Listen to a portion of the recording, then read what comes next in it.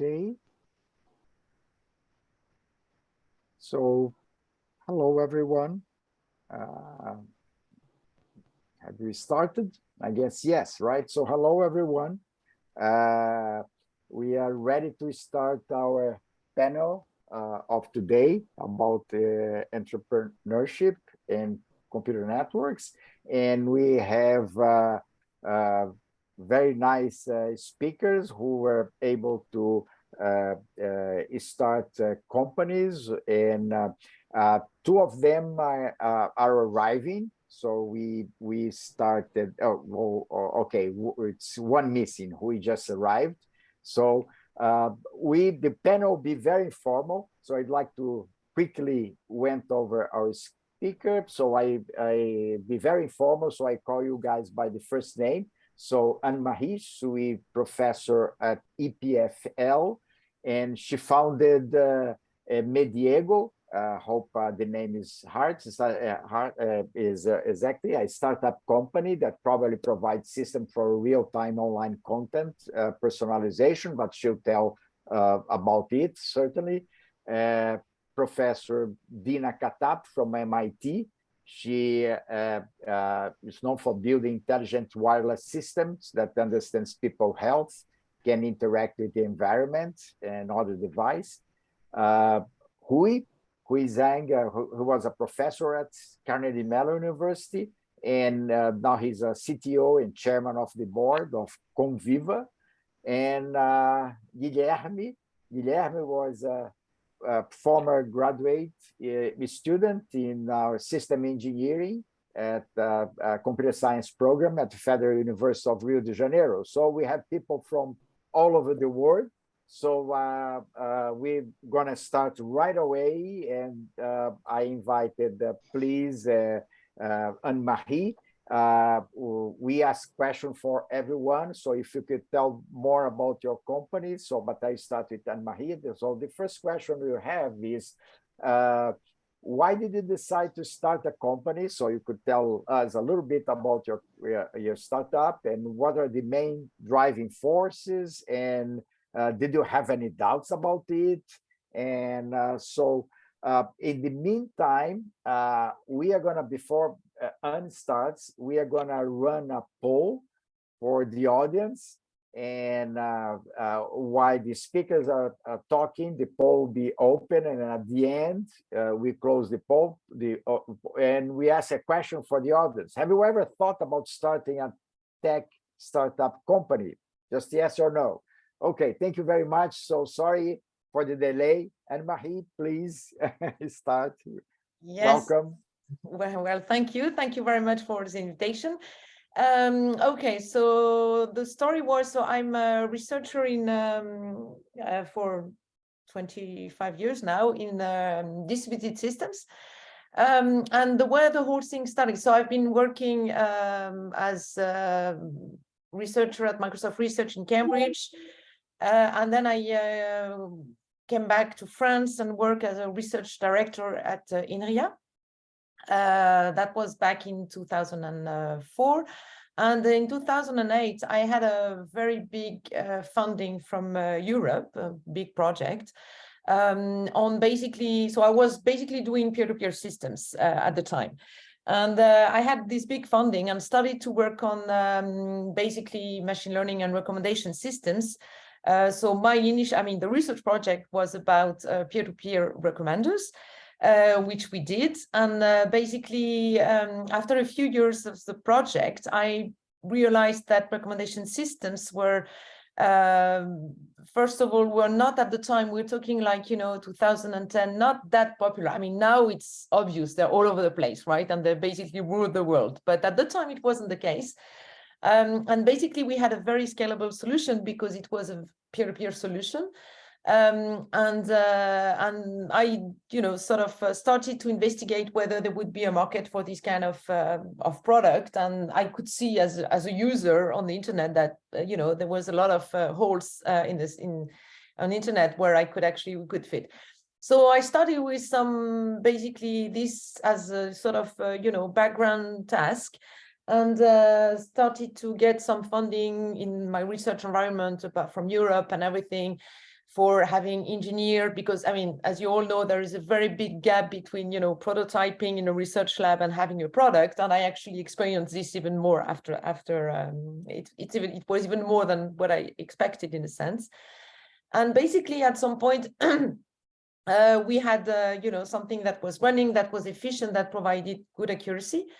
And then a lot of support from INRIA, from Europe, from many different people. So at some point I was like, so many people got involved. There was already so much money there. So, maybe at the time, if I had postdoc or students who would have studied the whole thing, I would have let him or her, but it wasn't the case. So I decided, to go, which was quite unusual in the sense that, I was 45 and I basically started a company, was a CEO and just, drop out, not completely, but almost academia for 5 years.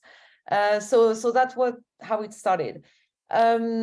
Now, if you ask me if I had doubts about it, well, a lot. And I mean, as time goes, you have even more. So yes. And the challenges, so basically in terms of maturity, we had very much sort of the technology, the algorithms was running, was fine, and everything. Now, one thing that I should mention is that I had been doing distributed systems and peer-to-peer systems all my life. And suddenly I was doing centralized system again, because I mean, that's the only way you can actually run a business. So we had a few servers, so that was distributed in that sense, but not at the scale as I was looking at before. So basically, the challenges that I faced. So first of all, I'm a computer scientist. I knew nothing about anything related to administration. And I mean, that was in France, right? So this can be quite challenging.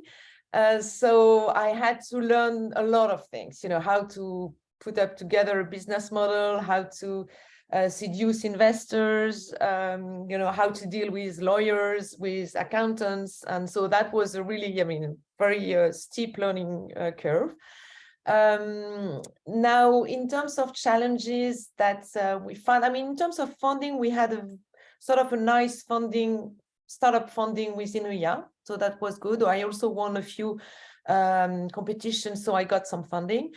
So at the beginning, money was fine. That wasn't an issue. It became a little bit later.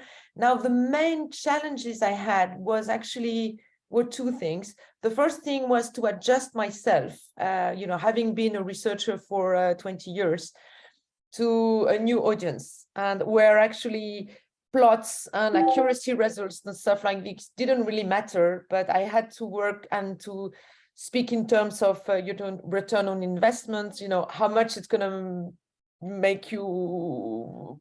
how this is going to help you make money and stuff like this. So that was my first challenge.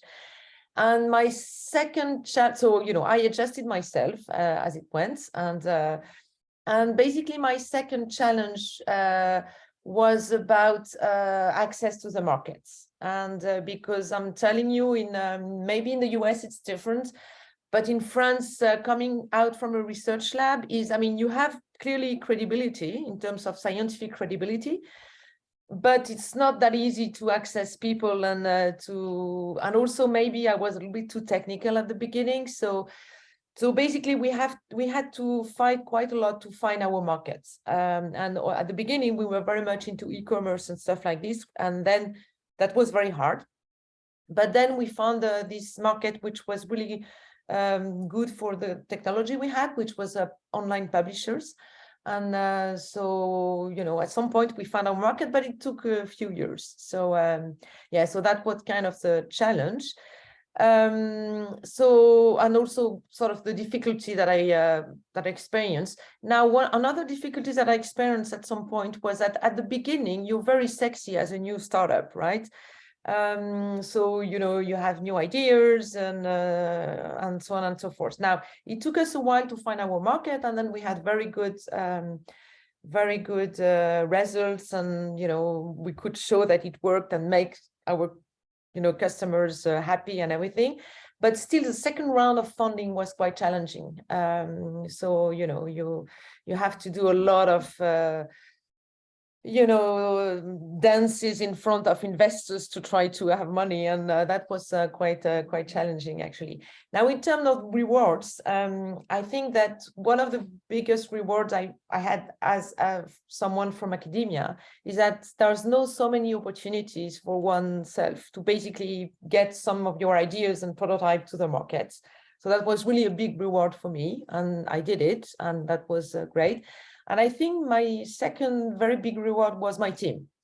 Running a startup, I mean, we were like 10 max, but running a company is extremely different than running a research lab. I mean, researchers are sort of strange animals that work on what they want, with whom they want, when they want, and basically we are used to this and we deal with this, right? Now in a company, you need to have everyone going in the same direction. You need to make sure everybody is happy, and that's completely a complete different, I would say, HR experience. So that was, but that was very rewarding, and I met great people, and they're still friends. So I don't know if I should still going on just 2 minutes to finish what you expect me to say. So in terms of the lesson that I learned, for maybe people who are, again, it's a very specific environment. This is France. I was an academic for 20 years before starting a startup. So, maybe not all of our listeners are in this situation. But what personally, I learned a lot in the process. This can be quite stressful as an experience, but I mean, we're used to be stressed in a way as an academic, but still, you need to pay people at the end of the month. So now my main, the main lesson that I learned and sort of advice I could see is that, do it if you have an idea. There are not that many opportunities, and it's always rewarding in some sense. It might not work out. So in my case, I managed to sell it 5 years later, and I was really happy that to find that company.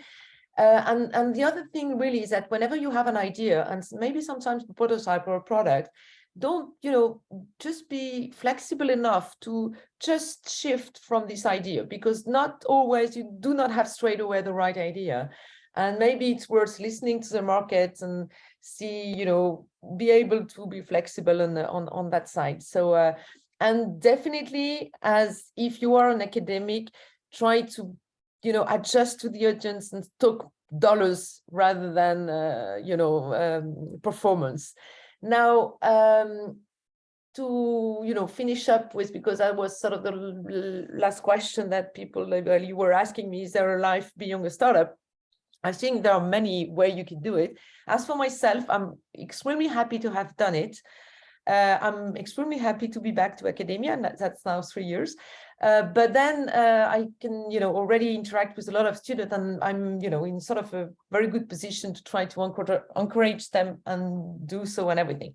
Now, whether I'm going to be a CEO again, I'm not sure, but it's definitely worthwhile, the experience. So hope I haven't been too long. Thank you.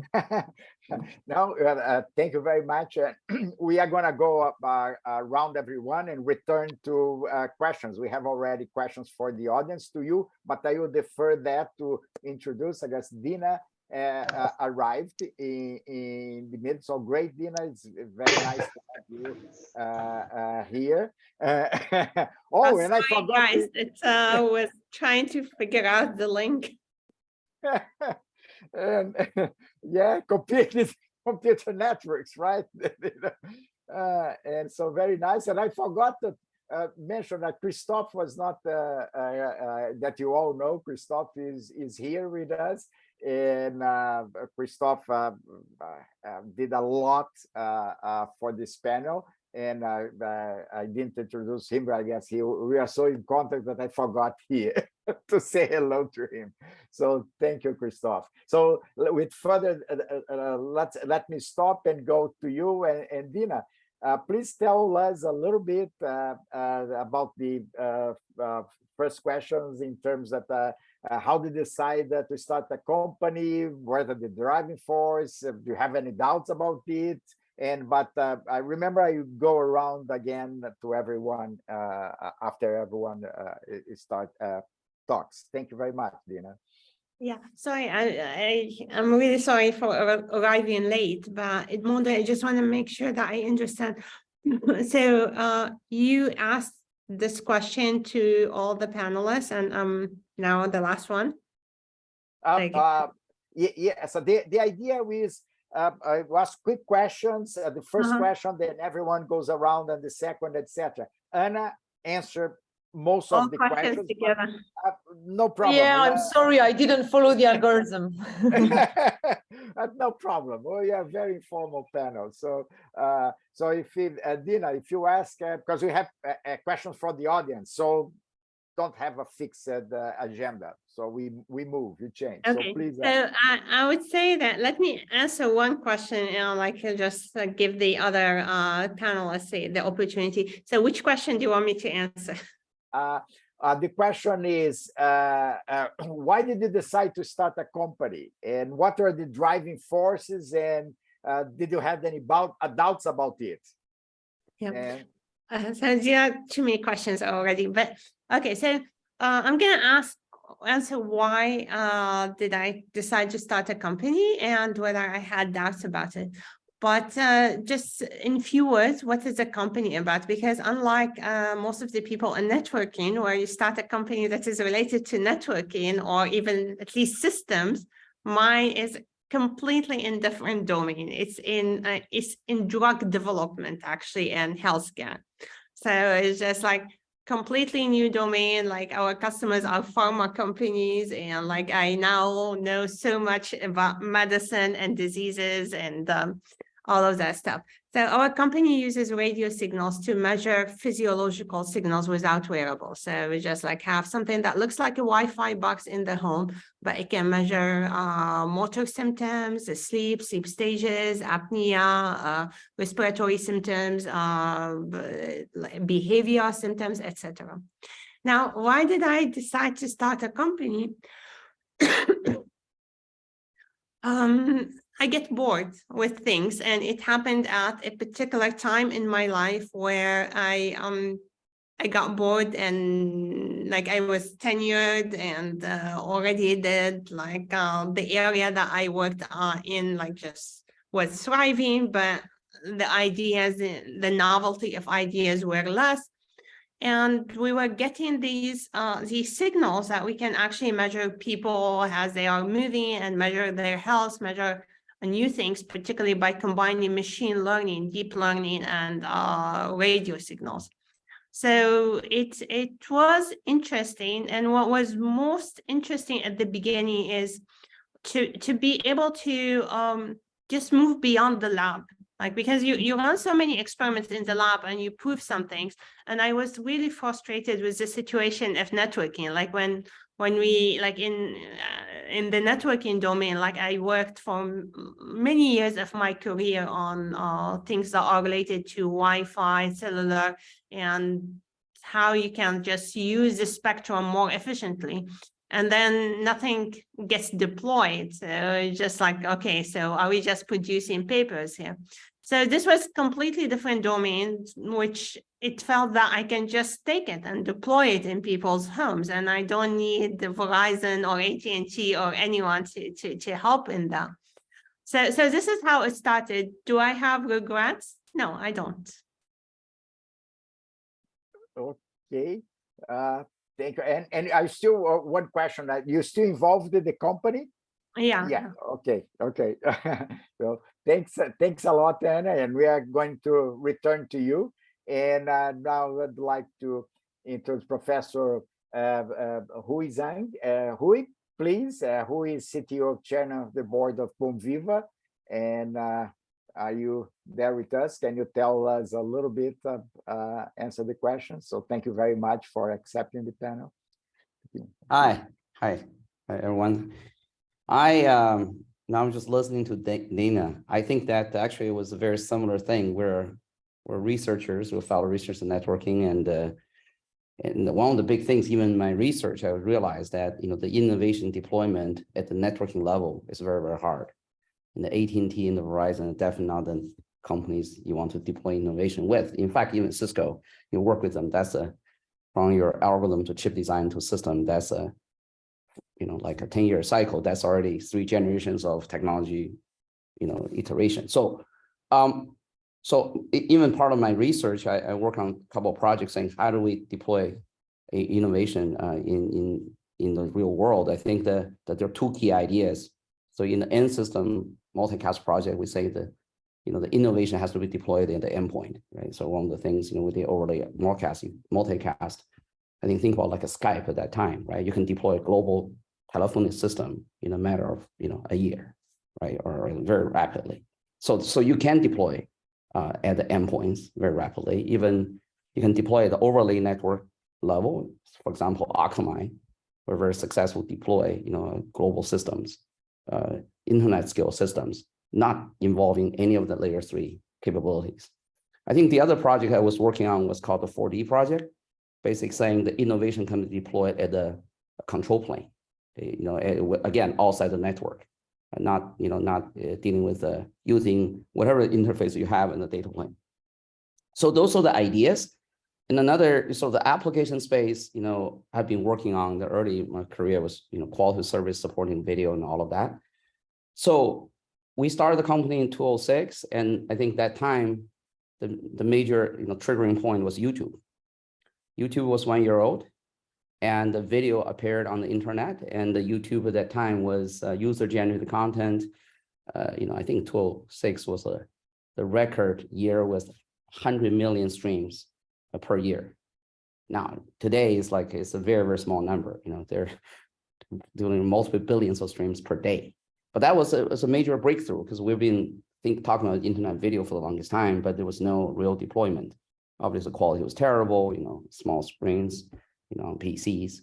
So I and one of my students, Jan Stoica, we started Conviva to solve the internet quality streaming problem. Again, with the key ideas that you want to solve it without the involvement of AT&T, Akamai. And then you want to deploy in the control plane, and now deploy in the endpoints. So fast forward to today, right? So if you look at now, streaming now is a major business, right? All the entertainment business, the TV business is moving to the internet. It's not just the user generated, obviously, TikTok, Instagram, those are the biggest users, but also, HBO, Disney, Netflix, Amazon, they're streaming TV programs. We're watching Game of Thrones, and Olympics and World Cup and NBA on the internet with TV quality, and not on PCs, but also on smart TVs, on iPhones. So with very, very high quality, and the Conviva is involved in all of those optimizations. So I think that's so that was the motivation. I think you asked what was the reward. I think that early on it was very, I would say, self-centered. I think it's we have this idea, right? We want to push out to the world, right? So that was the reward. I think that's very rewarding. But more, I think, is you go into the business. I think that the reward really is saying you actually make a difference, actually to.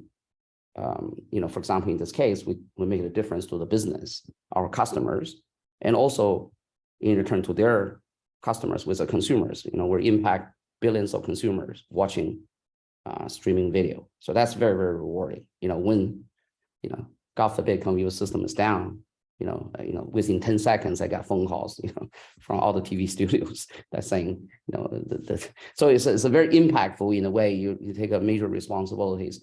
And I think the third reward, actually, you make a difference to all the major stakeholders' lives, because they definitely have a career advances, but also get to work on, for example, the team members in Conviva, they're working on cutting edge problems, make a difference, make significant growth in their career.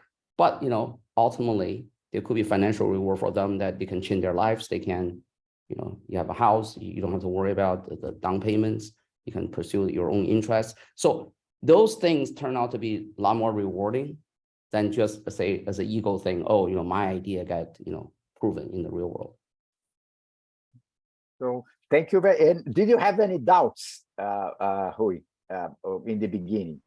No doubts. I think that one of the things that I was told, by Kishoff, I think, one of my early classmates at Berkeley. So he said, look, one of the big things about America was people give you money to learn. And so you get money, you learn. And even in the worst case, God forbid it failed, that nobody is going to cut off your fingers. And then they will give you money again. So I think that's a very encouraging environment, I think from in that setting, in the innovation setting. So I think that it's always about just going forward. You never, think about if or when you're going to fail. So.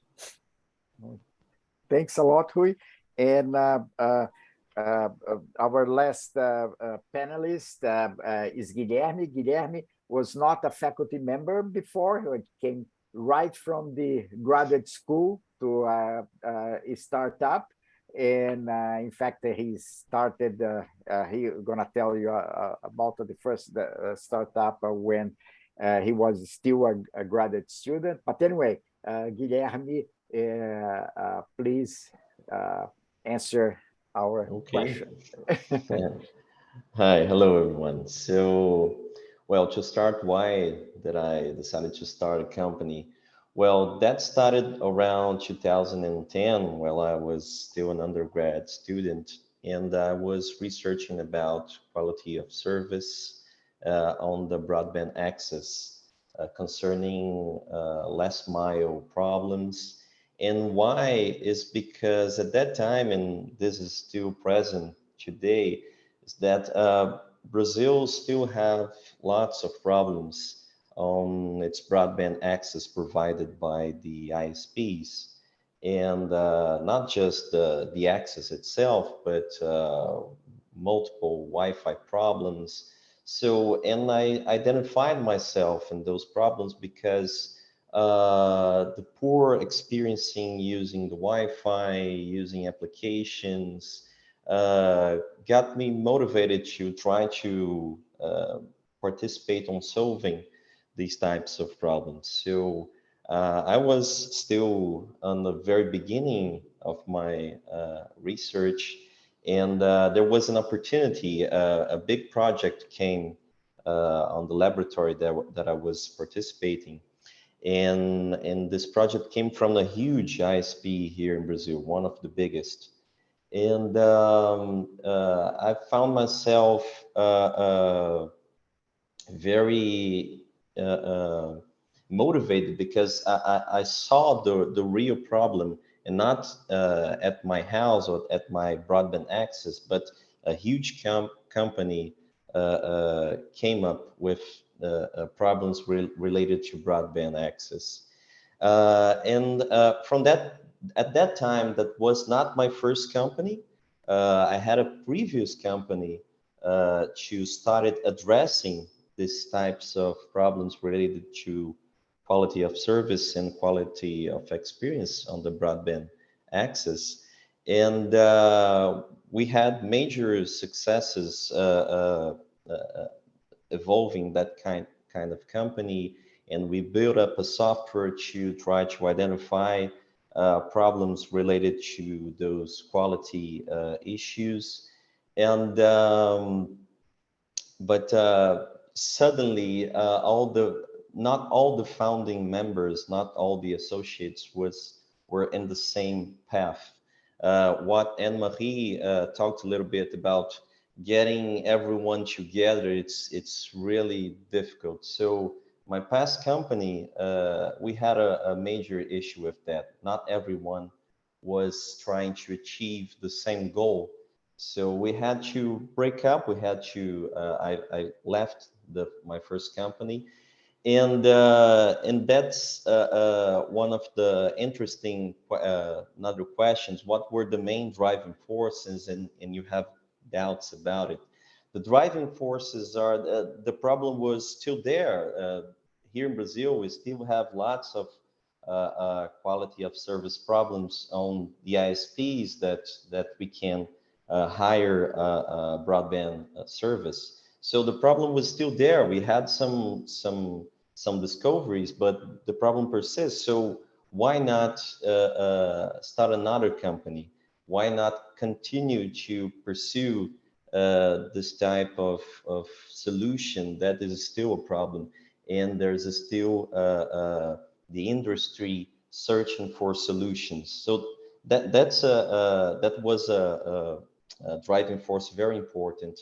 The second opportunity, we had the industry active searching, not just for me, but for a part of my partners of my actual company, to not give up on trying to address these types of problems. And the main doubt, the only thing that I considered to continue pursuing that was the question that are we going to stay on the same path, all the founding members and all the people that are key to a company stay the same at the very beginning, because the beginning of the company, all the founding members, all the key people developing a software, doing activity, they are really key. They can destroy a company very quickly. So is this going to happen again? So there was a lot of talking, a lot of discussion with part of the associates that kept together with me on continuing this next company, the Anlix, it's my current company, to stay the same, to keep pursuing that that objective and trying to solve the problems that moved me and moved all the founding members. So that was my main doubt. Are we going to stay on the same path? This is something that I'm going to talk a little bit more later, but this is one constant issue. Are we on the same path? Are we satisfied what we're doing? What we started pursuing is still what we're doing. So this is one of the doubts that even on the beginning, they came back from time to time. Yes, very interesting. Thank you very much, Guilherme. And we have already several questions from the audience. So instead of going, I'm going to give priority to the question of the audience. But before the first question, do we have the results from the poll already? If not, I ask the first question and then we get the results of the poll. Okay. Poll one. Have you ever thought about starting a technical startup? Yes or no? And then second, what made you stop or discourage you? A very short answer for us to know. So as soon as we have the results, so we come back with the results. Please answer. So the first question is to Anne-Marie. Do you feel that you should have explored entrepreneurship earlier in your career? Did you understand the question? It's come from Subahud. Well, it's a tricky question. I think with respect to, getting more, being more successful maybe in raising money, because, a 45-year-old woman is not exactly the prototype of the startupper, so that maybe, well, I couldn't change anything about being a woman, but I could change the age maybe at some point. Now, I have no regret about this, because it's not something, I mean, to tell you the truth, I tried to be involved like 15 years before. Maybe I could have pursued it. So I had one other occasion basically to do this, but that was a peer-to-peer storage systems for cold data, and we struggled to get a business model, so I didn't pursue it. So I don't know. I think really to me it was it's sort of a perfect time, because it, as Dina said, it's very interesting to go into a completely different world. And after having been in academia for a while, which I love, by the way, but still, I understand what you guys are saying, and so that was really taking some breath. And actually, the sort of one thing that when you do it younger, that is not as easy, is to go back to academia. I mean, I do have some examples, but I mean, given that I stopped, after having a career in academia, it was very easy to come back. I'm not sure how easy it is if you start right after your PhD thesis, for instance. So yeah, so I don't know, but I'm not the kind of person who sort of regret it. I could have done it before, but I do not regret that much not to have done it. Let's put it that way. Thank you. And Dina and Rui, well, Guilherme, it's very early, just jumped in so the answer is, of course, I can't, he could, but Dina and Rui, do you like to add something to the question, to tell you about your experience? One of you? I think that different people are different. Like, and for me, I'm a scientist at heart, and like one of the interesting thing about the company that we have now is that it is really on the edge of science.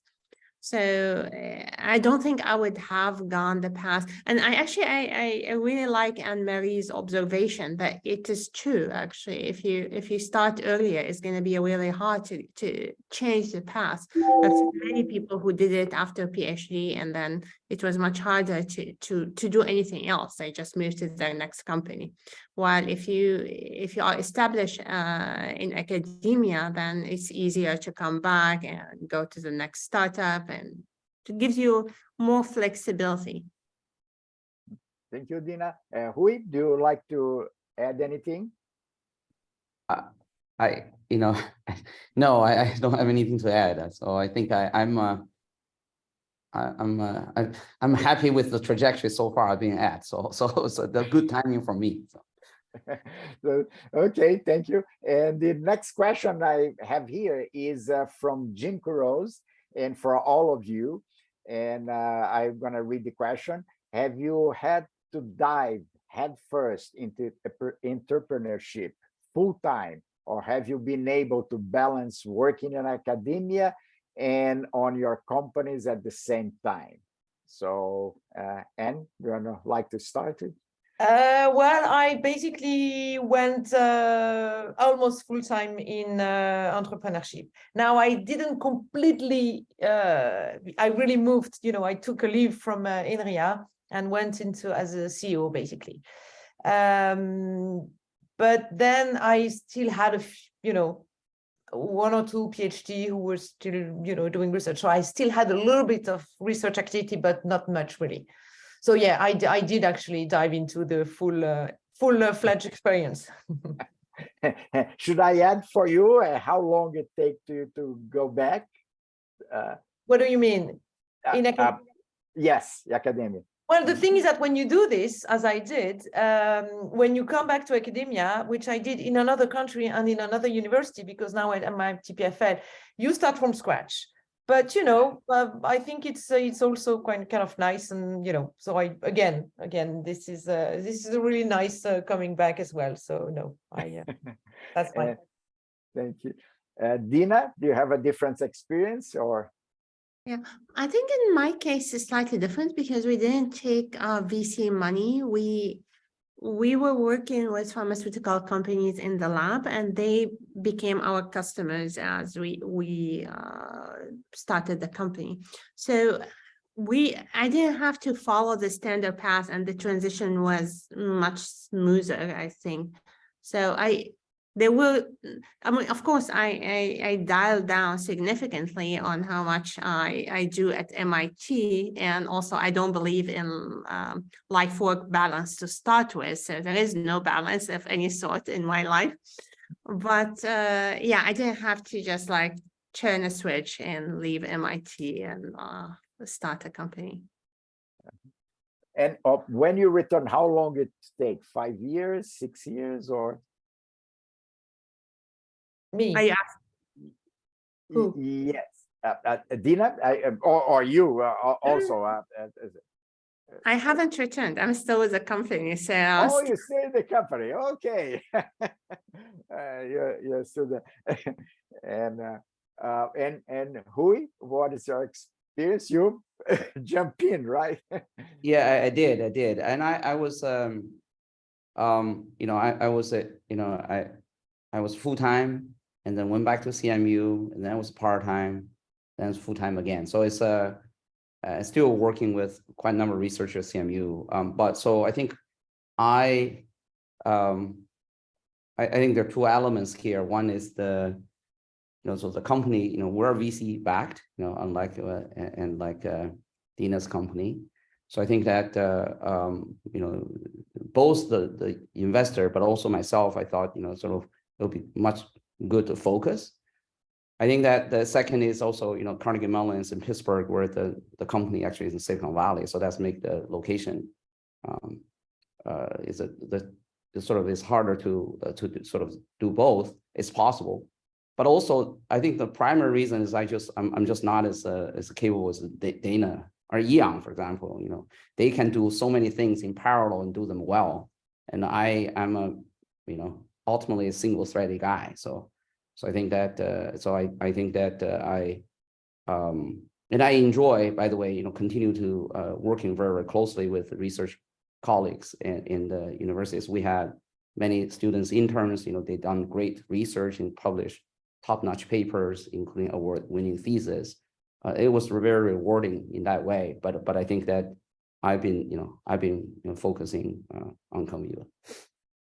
Thank you, Rui. And I will switch the question to Guilherme instead. Have you ever thought about going to academia instead of a startup, or that didn't come? You just wanted to go right away to a company?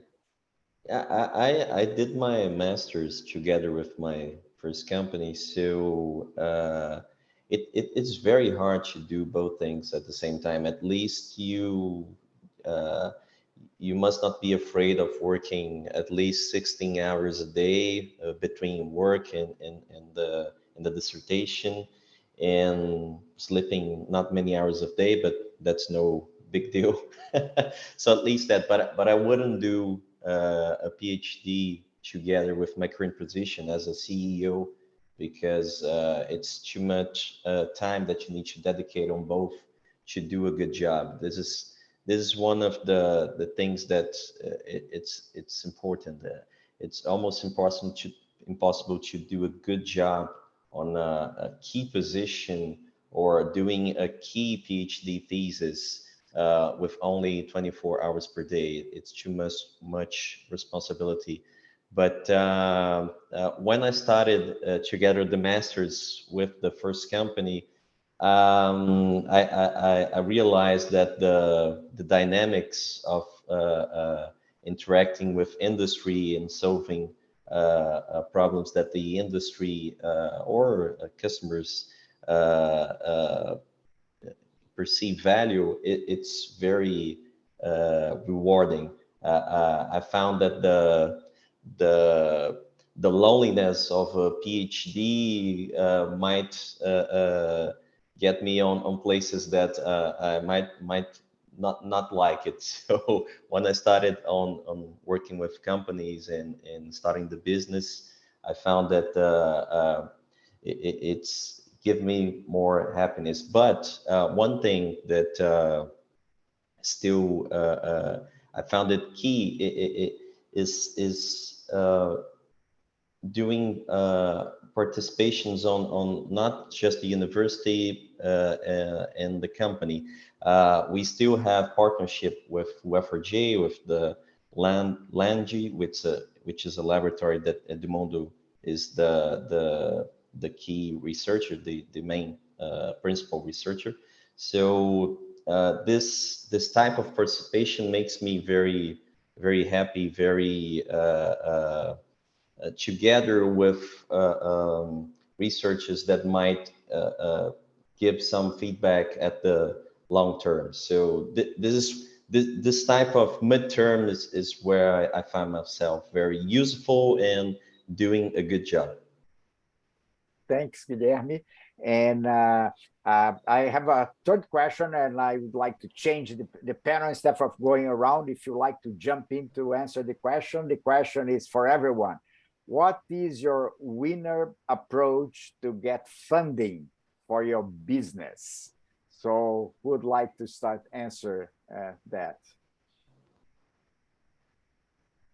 I will. I guess okay, Rui. Okay, go ahead. I mean, I will not winner. I mean, I would say this actually go back to Anna's early sort of answer, basically saying, at different stage of your career, you have more reputation. I think that when I started Conviva, I mean, again, it was still very preliminary. It's just some software prototype, but it was really like 4 people with a set of slides. So the good news is, we have many research colleagues that have been extremely successful in entrepreneurship.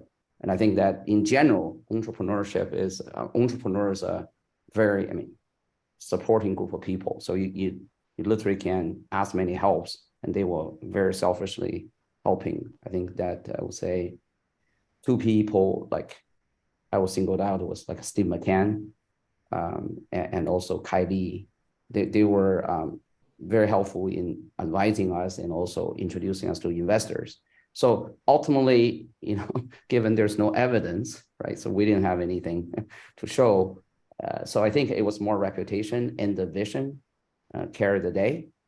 So, and then once you're on the treadmill, then again, the initial money, the whole thing is get you going to the next milestones. Then you have to achieve milestones, have to, achieve certain level of success before you get to the next level. So, but I think the first one probably was the hardest. And then in our case was, as I said, it was the research experience, all the networks of the researchers like what we're doing here helped a lot. And let me jump in with one quick question. In that process, do you ever had, let's say, this problem of how many shares do you give up of your company and with the money? So did you have this doubt in your mind? Yes, there's many of those problems that can be, obviously even among the founders, how do you develop the shares, and, what's the, how much you give up and all of that. So I think that the net is this. I think I was being advised at that time that I didn't quite pay attention. With one of my board members was Mike Ramsey, that was a founder of TiVo. He said, well, you shouldn't worry about any of those. Either it's a very small percentage of a very large thing, or it's a very large percentage of a small thing. So and you want to do the first one.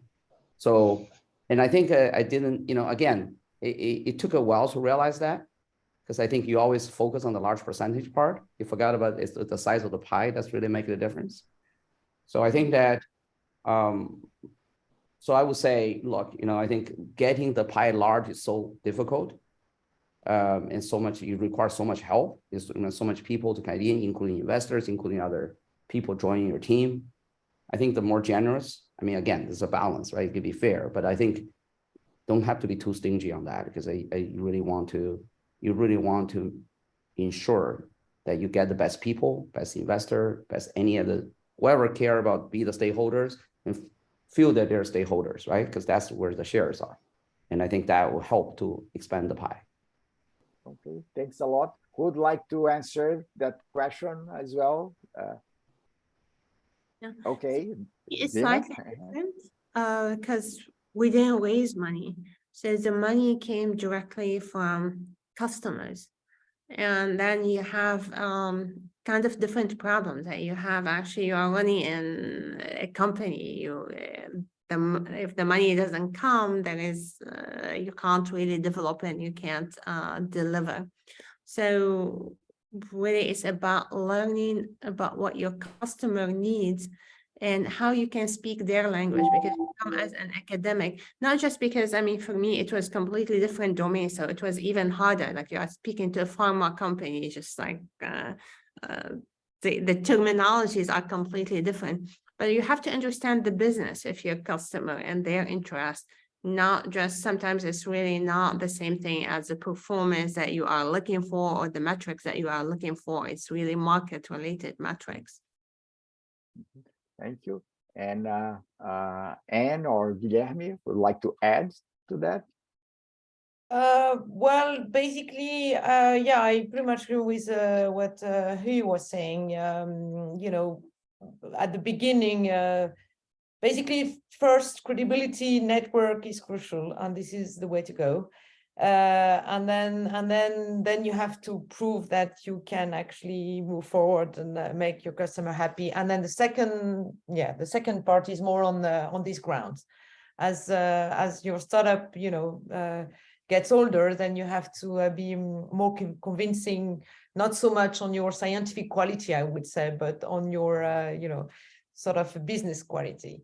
And I very much agree as well as, and that could be something for young people as well, in the sense that it's always better to have a little, little share of a big thing than a big share of nothing. So I would really agree with that.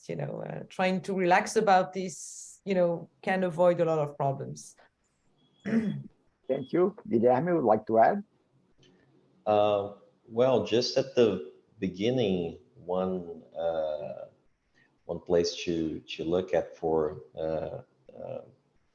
members that might invest on you as ones that feel the same problem and on adoption curve of a problem that you're trying to solve with a product or service. They are at the very, very, very beginning of that curve. So they look for people that is trying to solve the same problem that you're trying to solve. So, and if that person of that group has some money to put, so you founded one perfect match. And that probably will be someone that will participate, will give some key advice so you can achieve some results and pursue the next investment where you need to have some results to receive more money. So yeah, that's it. Okay, and can you have the results? Also add one thing, ahead, market is very different. So like also when different people have raised money is maybe and essentially different from the time that we are talking about now. So if you are raising money now, the market is not great and there are different issues that the person is going to face. Thank you. And do you have the results of the polls we had? Have you ever thought about starting a technical startup? Do you have the percentage of people who are listening ready to show? Just, I'm not sure how do I do that, but anyway, whenever it's ready, just please show the results whenever it's ready. And the results are ready. Do you want to share my screen? Yeah, how can I do that? I don't have control here. You have it. Do I have it? What do I do? Share? Screen sharing? No, I just have it for me. I think you are the host. You need to allow other people to share their screen. Okay. So, but I don't know how to do that. And here, because last time I didn't do that. But anyway, if you can share what was the results, it's just a percentage. If you please, I just sent to everyone the percentage of the results that we share with everyone. And I'd like to move on for, there are more questions here, but perhaps I will packet several questions because we are have only 5 minutes, and people would like to know what are the panelists or the key challenges, because they heard from Anne, she talked in the beginning, but the other, what is the key challenge that they face? And okay, here's the result of the poll. Yes, 89% of people, yes. Made you stop discourage, did not. Okay, so we have a lot of people thought about having a call. That's great. And so I would say, what are the big challenges? And I would jump also, I'd like to see what are the lessons you learned and what advice you can give to the young folks for the young generation. So each one could answer the challenge and the advice, what you learn. And there are other questions that we would like to add, but I don't know if you have time to that. And so please, if you have time, you go to other ones. Okay, please. Do you like to start, Dina, since you are in the screen? What do your advice and the few challenge that you face, that the most difficult part, and what advice you give to people? So, I mean, starting a company is different. I think there are many challenges now. Just one, and the challenges also are dynamic. So to me, so they change over time. Like something can be a challenge. Like for example, hiring can be a challenge at some point, and then it becomes less difficult to hire the people that you want. So I think, but in general, the type of challenges as a company you deal with is, how do you hire the best people? How do you grow the business? Like, how do you get money? Of course, it's like, particularly if you are the CEO, that's really always on your radar, whether you are getting that money from investors or you are getting it from customers. How do you ensure that you basically, if you have a deep technology, like I guess most of us come with a particular technology. So one thing is de-risking the technology. That's one of the first challenges. And once you have done this, it's de-risking the market, basically. Just you have to deal with these. And like you guys can remind me, there are like infinite number of challenges. Don't discourage people. Yeah, but there are good challenges. I mean, if it's otherwise it would be boring. Yes, Yeah. that's true. Let me just add. I mean, I think first of all, just add, I think Dina already had a good list, but I think really it's infinite number of them. I think, but then coming back is, I think for this, I think the high order bit is, if you got a chance, you should do it. And the truth is, you create a chance to do it. So the net is you should do it. And I think that you're doing it not because there's so many challenges, because what is it? JFK said, we do it not because it's easy, but because it's hard. So especially for Dina, she needs to have a really hard problem, so it's sort of to keep her entertained. So, but I think that but anything worthwhile in life, is hard. So, but as I said, I mean, the good news in America here is that nobody's going to cut off your fingers or your kids' fingers. So I think that so it's just hardworking. Is we're used to it anyways, but you're going to stretch your skills differently. That's a self-growth. I'm just thinking that, again, all in all, I think let's don't focus on the challenges, because you will encounter them. There are no unknowns, there are unknown unknowns. And but the good news is that it's very rewarding, and and you can do it. So I think that's the reason you should do it, is because you can do it. Thank you. And Anne would like to add? Well, I think I already shared my challenges at the beginning. So, but yeah, I very much agree with Dina. They are infinite, and yeah. So this is a very creative environment for coming up with different challenges. But yeah, I think I shared this already. To me, it was like really access to the market, and actually finding the right people is also something which is crucial and not very easy, especially at the beginning when you have a small company, and so I've been both very lucky and very unlucky. So I experienced the two things, and but this is really crucial, again, because you have to all move in the same direction, and it's something that is very important. Yeah. Thank you. And Guilherme, you have some different challenges probably here in Brazil, right? So what do you recommend to people from this? Yeah. Well, first, one key difference here from Brazil is when we started offering our solution, our software, we found that our clients, we have companies as clients, And we found that the people behind the companies need more knowledge, need more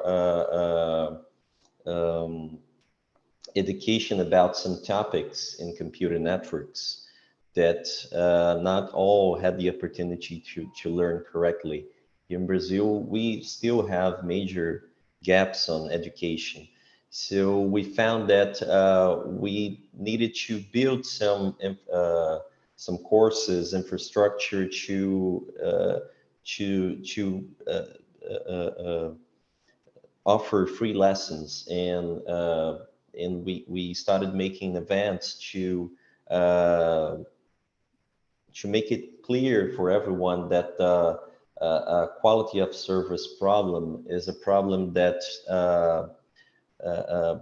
might keep broadband customers happier for a longer time and avoid churn, avoid switching for the ISP companies. But if you don't have the technical preparation for it, you had to offer. So this is one of the key challenges. When we started offering our product for referenced ISPs, which had personnel prepared to understand the problem and perceive that it really is a problem.